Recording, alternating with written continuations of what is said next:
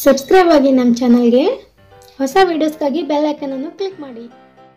Hi friends, ಎಲ್ಲರಿಗೂ ನಮಸ್ಕಾರ. ಲಕ್ಷ್ಮಿ ಪಾಕಶಾಲೆ ಕಾರ್ಯಕ್ರಮಕ್ಕೆ ಸ್ವಾಗತ. ಇವತ್ತು ನಾನು ರುಚಿಕರವಾದ ನುಗ್ಗೆಕಾಯಿ ಗೊಜ್ಜು ಮಾಡೋದು ಯಾವ ರೀತಿ ಅಂತ ತೋರಿಸ್ತಾ ಇದ್ದೀನಿ.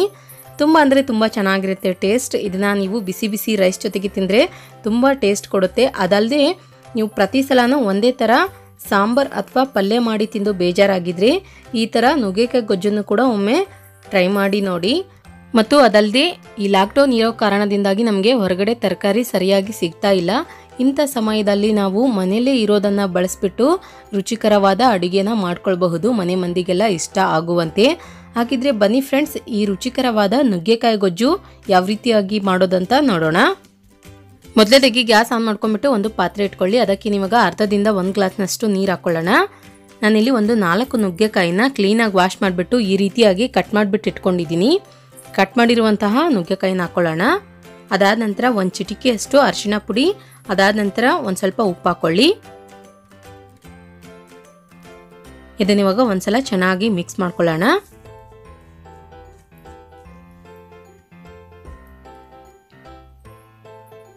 ನಂತರ ಇದನ್ನ ಇವಾಗ ಮೇಲ್ಗಡೆ ಮುಚ್ಚಿಬಿಟ್ಟು ಒಂದು 5 ನಿಮಿಷ ಬೇಯಿಸ್ಕೊಳ್ಳೋಣ ನುಗ್ಗೆಕಾಯಿನ. ಓಕೆ ಫ್ರೆಂಡ್ಸ್, ಇವಾಗ ಒಂದು 5 ನಿಮಿಷ ಕಂಪ್ಲೀಟ್ ಆಗಿದೆ. ಚೆಕ್ ಮಾಡ್ಕೊಳ್ಳೋಣ. ನೋಡಿ, ಇವಾಗ ನುಗ್ಗೆಕಾಯಿ ಇಲ್ಲಿ ಚೆನ್ನಾಗಿ ಬೆಂದಿದೆ. ಮೊದಲೇ ನಾವು ಈ ರೀತಿಯಾಗಿ ನುಗ್ಗೆಕಾಯಿನ ಬೇಯಿಸ್ಕೊಂಡ್ರೆ ಗೊಜ್ಜು ಮಾಡೋದಕ್ಕೆ ನಮಗೆ ತುಂಬ ಈಸಿಯಾಗಿ ಆಗುತ್ತೆ. ತುಂಬ ಗಟ್ಟಿಯಾಗಿತ್ತು ನುಗ್ಗೆಕಾಯಿ ಅಂತಂದರೆ ಗೊಜ್ಜು ಅಷ್ಟು ಸರಿಯಾಗಿ ಬರಲ್ಲ. ನೋಡಿ, ಈ ರೀತಿಯಾಗಿ ಮೊದಲೇ ನಾವು ಬೇಯಿಸಿಟ್ಕೊಳ್ಬೇಕು. ನಂತರ ಗ್ಯಾಸ್ ಆಫ್ ಮಾಡ್ಕೊಂಡ್ಬಿಟ್ಟು ಇದನ್ನು ಒಂದು 5 ನಿಮಿಷ ಪಕ್ಕಕ್ಕೆ ಇಟ್ಬಿಡಿ. ನಂತರ ಇದಕ್ಕೆ ಇವಾಗ ಒಗ್ಗರಣೆ ಹಾಕ್ಕೊಳ್ಳೋಣ. ಗ್ಯಾಸ್ ಆನ್ ಮಾಡ್ಕೊಂಡ್ಬಿಟ್ಟು ಇನ್ನೊಂದು ಪಾತ್ರೆ ಇಟ್ಕೊಳ್ಳಿ. ಅದು ಬಿಸಿಯಾದ ನಂತರ ಅದಕ್ಕೆ ಇವಾಗ ಎಣ್ಣೆ ಹಾಕ್ಕೊಳ್ಳೋಣ. ಎಣ್ಣೆ ಚೆನ್ನಾಗಿ ಬಿಸಿಯಾದ ನಂತರ ಅರ್ಧ ಟೀ ಸ್ಪೂನ್ ಅಷ್ಟು ಸಾಸಿವೆ ಹಾಕ್ಕೊಳ್ಳಿ. ಸಾಸಿವೆ ಚೆನ್ನಾಗಿ ಚಿಟಪಟ ಅಂತ ಸಿಡಿದ ನಂತರ ಜೀರಿಗೆ ಹಾಕ್ಕೊಳ್ಳೋಣ. ಅದಾದ ನಂತರ ಒಂದು 2 ಇಂಚಷ್ಟು ಚಕ್ಕೆ ಮತ್ತು ಒಂದು ಪಲಾವ್ ಎಲೆ ಹಾಕ್ಕೊಳ್ಳಿ. ನಂತರ ಒಂದು ಸ್ವಲ್ಪ ಕರಿಬೇವಿನ ಸೊಪ್ಪು ಹಾಕ್ಕೊಳ್ಳೋಣ.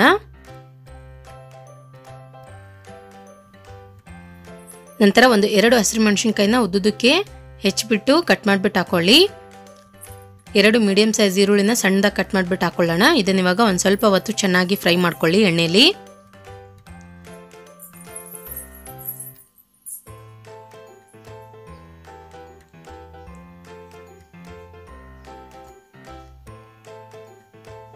ಈರುಳ್ಳಿನ ಚೆನ್ನಾಗಿ ಫ್ರೈ ಮಾಡ್ಕೊಂಡ ನಂತರ ಇದಕ್ಕೆ ಇವಾಗ ಕಟ್ ಮಾಡಿರುವಂತಹ ಟೊಮೊಟೊ ಹಣ್ಣು ಹಾಕಿಬಿಟ್ಟು ಫ್ರೈ ಮಾಡ್ಕೊಳ್ಳೋಣ. ನಾನಿಲ್ಲಿ 1-2 ಟೊಮೊಟೊ ಹಣ್ಣನ್ನು ಕಟ್ ಮಾಡಿಬಿಟ್ಟು ಹಾಕೊಳ್ತಾ ಇದ್ದೀನಿ. ಟೊಮೊಟೊ ಹಣ್ಣನ್ನು ಅಷ್ಟೇ ಫ್ರೆಂಡ್ಸ್, ಹಾಕಿದ ನಂತರ ಚೆನ್ನಾಗಿ ಒಂದು ಸ್ವಲ್ಪ ಹೊತ್ತು ಫ್ರೈ ಮಾಡ್ಕೊಳ್ಬೇಕು.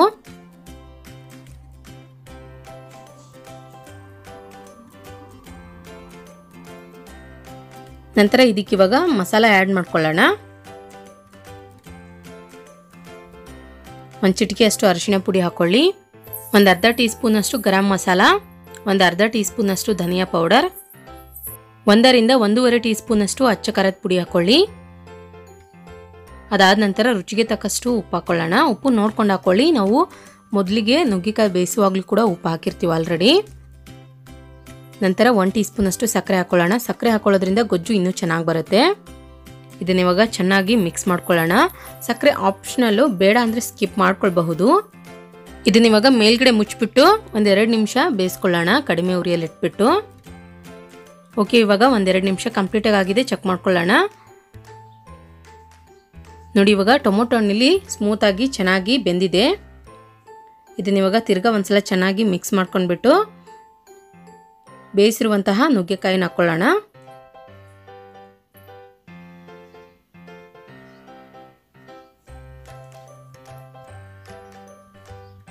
ನುಗ್ಗೆಕಾಯಿ ಹಾಕಿದ ನಂತರ ನೋಡಿ ಒಂದ್ಸಲ ಚೆನ್ನಾಗಿ ಮಿಕ್ಸ್ ಮಾಡ್ಕೊಳ್ಳಿ. ನಿಮಗೆ ಒಂದು ಸ್ವಲ್ಪ ಗೊಜ್ಜು ಸ್ವಲ್ಪ ತೆಳುವಾಗಿ ಬೇಕು ಅನ್ನೋರು ನೀವು ನುಗ್ಗೆಕಾಯಿನ ಬೇಯಿಸಿರುವಂತಹ ನೀರನ್ನು ಸಹ ಆ್ಯಡ್ ಮಾಡ್ಕೊಳ್ಬಹುದು. ಇಲ್ಲ ನಮಗೆ ಗ್ರೇವಿ ಗಟ್ಟಿಯಾಗಿ ಇರಲಿ ಅನ್ನೋರು ಒಂದು ಸ್ವಲ್ಪ ನೀರು ಆ್ಯಡ್ ಮಾಡ್ಕೊಳ್ಳಿ, ಜಾಸ್ತಿ ಏನು ಬೇಡ. ನಾನಿಲ್ಲಿ ನುಗ್ಗೆಕಾಯಿ ಬೇಯಿಸಿರುವಂತಹ ನೀರನ್ನು ಹಾಕ್ತಾ ಇದ್ದೀನಿ ಒಂದು ಸ್ವಲ್ಪ. ಇದನ್ನ ಇವಾಗ ತಿರ್ಗಾ ಒಂದ್ಸಲ ಚೆನ್ನಾಗಿ ಮಿಕ್ಸ್ ಮಾಡಿಬಿಟ್ಟು ಮೇಲ್ಗಡೆ ಮುಚ್ಚಿ ಒಂದು 4ರಿಂದ 5 ನಿಮಿಷ ಪೂರ್ತಿ ಕಡಿಮೆ ಉರಿಯಲ್ಲಿ ಇಟ್ಬಿಟ್ಟು ಬೇಯಿಸ್ಕೊಳ್ಳೋಣ. ಓಕೆ ಫ್ರೆಂಡ್ಸ್, ಇವಾಗ ಒಂದು 5 ನಿಮಿಷ ಕಂಪ್ಲೀಟಾಗಿ ಆಗಿದೆ. ಚೆಕ್ ಮಾಡ್ಕೊಳ್ಳೋಣ. ವಾವ್, ನೋಡಿ ಇಲ್ಲಿ ನುಗ್ಗೆಕಾಯಿ ಗೊಜ್ಜು ರೆಡಿಯಾಗಿದೆ. ಇದಕ್ಕೆ ಇವಾಗ ಕೊನೆಯದಾಗಿ ಒಂದು ಸ್ವಲ್ಪ ಕೊತ್ತಂಬರಿ ಸೊಪ್ಪನ್ನು ಕ್ಲೀನಾಗಿ ವಾಶ್ ಮಾಡಿಬಿಟ್ಟು ಕಟ್ ಮಾಡಿಬಿಟ್ಟು ಹಾಕ್ಕೊಳ್ಳೋಣ. ಕೊತ್ತಂಬರಿ ಸೊಪ್ಪು ಹಾಕಿದ ನಂತರ ಒಂದ್ಸಲ ಚೆನ್ನಾಗಿ ಮಿಕ್ಸ್ ಮಾಡ್ಕೊಂಡ್ಬಿಟ್ಟು ಗ್ಯಾಸ್ ಆಫ್ ಮಾಡ್ಕೊಂಡ್ಬಿಡಿ. ಇದನ್ನ ನೀವು ಬಿಸಿ ಬಿಸಿ ರೈಸ್ ಜೊತೆಗೆ ತಿಂದ್ರಂತೂ ತುಂಬ ಸಖತ್ತಾಗಿ ಟೇಸ್ಟ್ ಕೊಡುತ್ತೆ. ನೋಡಿದ್ರಲ್ಲ ಯಾವ ರೀತಿಯಾಗಿ ನಾವು ರುಚಿಕರವಾದ ನುಗ್ಗೆಕಾಯಿ ಗೊಜ್ಜು ಮಾಡೋದಂತ. ನಾ ಮಾಡಿರೋ ಈ ರೆಸಿಪಿ ನಿಮಗೆ ಇಷ್ಟ ಆಗಿದ್ರೆ ಪ್ಲೀಸ್ ಲೈಕ್ ಮಾಡಿ, ಶೇರ್ ಮಾಡಿ, ಕಮೆಂಟ್ ಮಾಡಿ. ಇನ್ನಷ್ಟು ಈಸಿ ರೆಸಿಪೀಸ್ಗಾಗಿ ನಮ್ಮ ಲಕ್ಷ್ಮೀ ಪಾಕಶಾಲೆ ಚಾನಲ್ಗೆ ಸಬ್ಸ್ಕ್ರೈಬ್ ಆಗೋದು ಮಾತ್ರ ಮರಿಬಾರ್ದು. ಮತ್ತೆ ಒಂದು ಇಂಟ್ರೆಸ್ಟಿಂಗ್ ರೆಸಿಪಿ ಒಂದಿಗೆ ಬರ್ತೀನಿ ಮುಂದಿನ ಸಂಚಿಕೆಯಲ್ಲಿ. Keep watching. Thank you. Bye.